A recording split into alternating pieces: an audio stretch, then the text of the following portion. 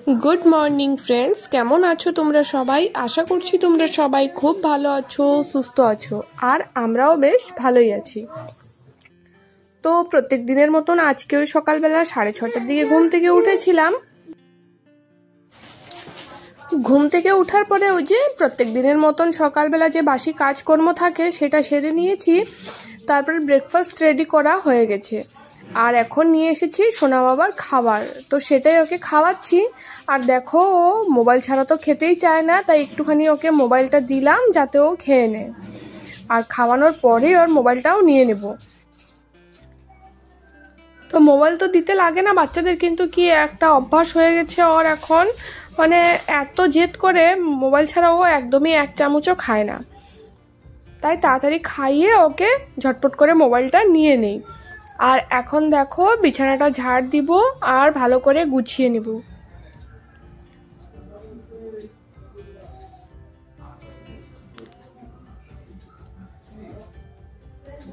তো বিছানাতে তো কিছুই রাখিনি, শুধু একটা বালিশ থাকে আর সমস্ত বালিশগুলো ওই যে দরজার পিছনে যে টুল আছে সেটার উপরেই রেখে দিই।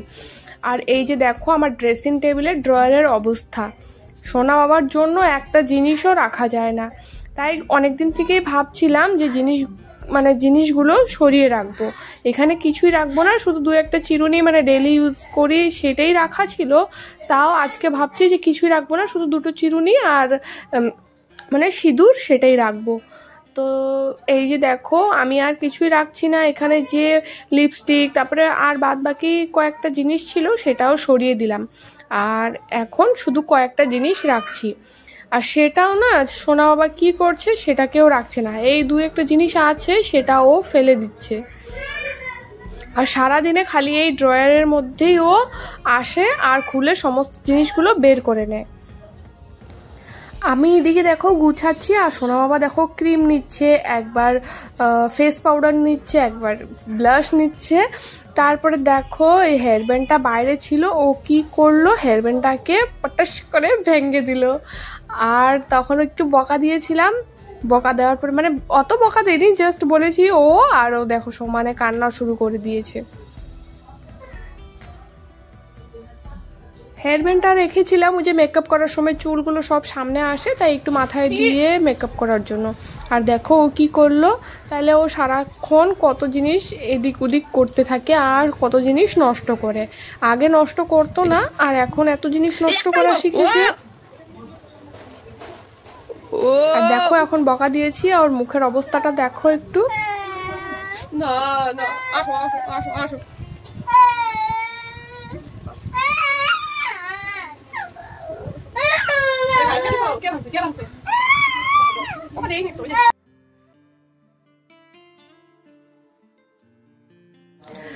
এখন এই যে ড্রেসিং টেবিলটা মানে ড্রেসিং টেবিলের উপরে একটু গুছিয়ে নেব। উপরেও কিছু রাখি না, শুধু দুটো বোতল থাকে, একটা আমাদের জন্য আর সোনা বাবার জন্য। সেই বোতলগুলো রেখে ও কি করে এই ঝুড়িটা নিয়ে খেলে।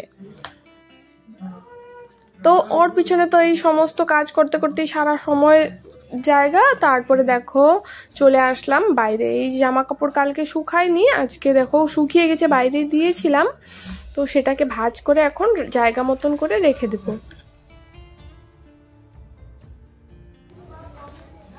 আর আজকে শরীরটা এত খারাপ কি আর বলবো, মানে কালকে দুপুরবেলার থেকে এত পেট ব্যথা করছে, তবু ওই যে কাজ তো করতেই লাগবে। আর জামা কাপড় ভাঁজ করে এই যে যার যারটা মানে জায়গা মতন করে রেখে দিচ্ছি। আমার জামা কাপড় আমার এই যে পার্টের মধ্যে রাখলাম।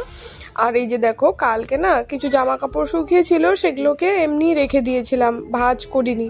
তো এখন ভাঁজ করে জায়গা মতন করে রেখে দিচ্ছি। আর ওই যে দেখো সোনা বাবা কি করছে, গামছা দিয়ে ও লুঙ্গি বেছাচ্ছে।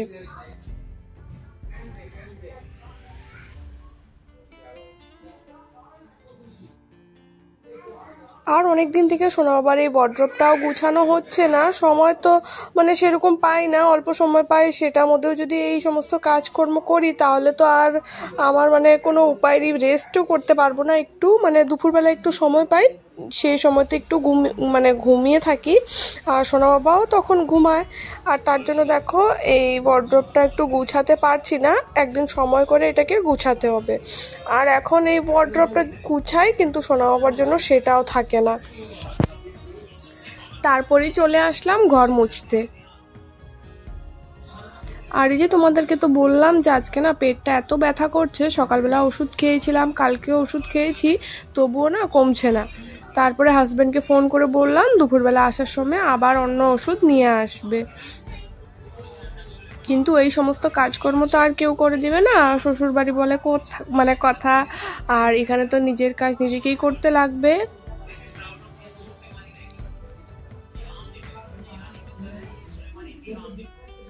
আর সাথে একটা বাচ্চাকে সামলানো যে কতটা কঠিন, আর কাজকর্ম তো আছেই সাথে। আর কালকে না অনেক হাওয়াও উঠেছিল, ভাবছিলাম আজকে ঘর মুছবো না, কি শরীরটাও ভালো লাগছে না, কিন্তু কালকে এত পরিমাণে হাওয়া উঠছিল, সারা ঘর বারান্দা সমানে বালুতে কিচকিচ করছে, যতই ঝাড় দিচ্ছি কিন্তু কোনোতেই বালুগুলো যাচ্ছে না, পাড়া দিতেই কেমন যেন লাগছে। তার জন্য আজকে একটু ঘরটা মুছে নিলাম, না হলে আজকে মুছতাম না। তো আমার রুমটা মুছার পরে বারান্দাটা মুছে নিয়েছি, তারপরে চলে আসলাম মাঝখানের রুমে।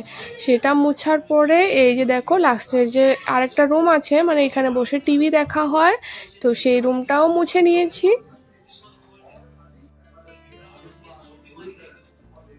আর সোনা বাবা এই সময় বাইরে আছে। তো সমস্ত ঘর বারান্দা মোছার পরে এই যে সিঁড়ির মধ্যে জল দিয়ে দেবো, সিঁড়িতে একটু জল না দিলেও হয় না, আর মুছবো কতক্ষণ ধরে, তাই একটু এক বালতি জল এনে ধুয়ে দিই। তারপরে এই যে সকালে আজকে রুটি করেছিলাম, তো গ্যাস ওভেন মুছা হয়নি, তো এই যে এখন মুছবো, মুছার পরেই যাব স্নান করতে।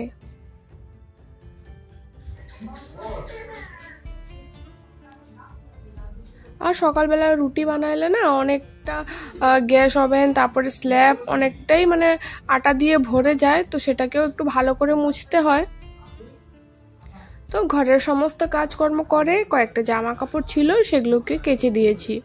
তো এখন সকাল সকালই কেচে দিয়েছি, পরে না আর কাচতে ইচ্ছে করে না।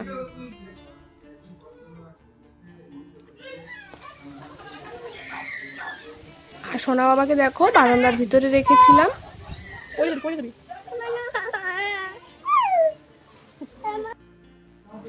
ওকে ভিতরেই রাখছি, কারণ সবাই যার যার মতন কাজ করছে। ওদিকে শাশুড়িমা মাছ কাটছিল, আর আমি এদিকে জামা কাপড় মেলছিলাম। ও কি করে এই যে বাইরে জল ফেলিয়েছি, সিঁড়িতে যে জলটা দিয়েছিলাম, জায়গায় জায়গায় জল আছে, ও সমানে ওখানে লাফাতে থাকে আর বসে পড়ে, আর সমস্ত জামা কাপড় ভিজিয়ে তারপরে দেখো ওই জলের মধ্যে খেলে। তো সমস্ত কাজকর্ম করে চলে আসলাম রান্নাঘরে। এই যে দেখো মাছ নেওয়া হয়েছে আজকে, বাটা মাছ আর গুঁড়ো মাছ। তো তোমাদেরকে তো বললাম যে স্নান করে তারপরে রান্নাঘরে আসবো, রান্না বসাবো, কিন্তু এত পরিমাণে গরম পড়েছে আর স্নান করে রান্না করতে ইচ্ছে করছিল না, তাই ভাবলাম আগে রান্না করে তারপরে লাস্টে স্নান করব। সমস্ত কাজ তো হয়ে গেছে, শুধু স্নানটা বাকি আছে, তাই রান্না করতে করতে তো একদম ঘেমে একদম শেষ হয়ে যাব। আর এত গরম পড়েছে আজকে, থাকতেই পারছিলাম না, তাই ভাবলাম যে আগে রান্নাটা শেষ করব, তারপরে স্নান করব লাস্টে। তো এদিকে দেখো কাটাকাটিও করছি আর সাথে রান্নাও করছি, আর যদি কাটাকাটি করে রান্না করতে বসি তাহলে অনেকটা দেরি হয়ে যাবে। তার জন্য দেখো একদিকে রান্নাও করছি, একদিকে কাটাকাটি করছি। এদিকে মাছের ঝোলের জন্য আলুগুলোকে ভাজা করছি, আগে জিরা ফোড়ন দিয়েছি তেলের মধ্যে, তারপরে আলুগুলোকে দিয়ে দিয়েছি। এখন লাল লাল করে ভাজা হলে পরে দিয়ে দিব মশলা। আরেক পাশে কড়াইয়ের মধ্যে বসিয়েছিলাম গুঁড়ো মাছের জন্য একটু সবজি, সবজি দিয়ে আজকে গুঁড়ো মাছ করব একটু মাখা মাখা করে। আর তারই মাঝখানে সোনা বাবার জন্য ড্রেস বের করতে আসছিলাম, ওকে ওর ঠাম্মি স্নান করাচ্ছে এখন, তাই ওর ড্রেস তারপরে রেডি হওয়ার সমস্ত জিনিসপত্র বের করে এসেছি।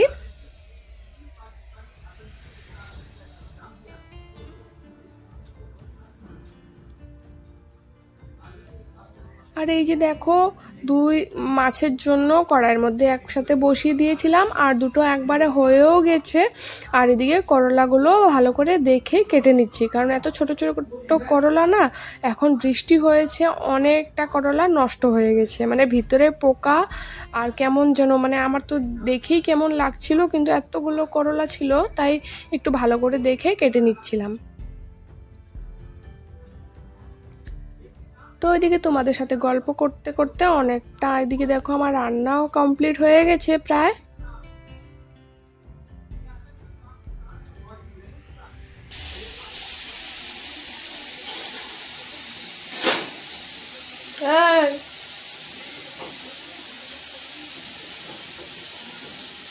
ধরে না, চলো বাইরে চলো। হ্যাঁ কোথায়? টমেটো।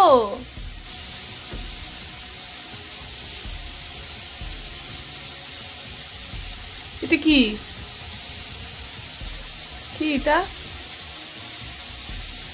লেবু? হ্যাঁ কি? হ্যাঁ ভেরি গুড। ওই যে নিচে ওটা কি? ওই যে ওটা ওটা ওই যে নিচে ওই। তো বন্ধুরা আজকের মতন ব্লগ এখানে এন্ড করলাম, দেখা হচ্ছে নেক্সট একটা ব্লগে। ততক্ষণের জন্য সব বন্ধুদেরকে টাটা, সবাই ভালো থেকো, সুস্থ থেকো।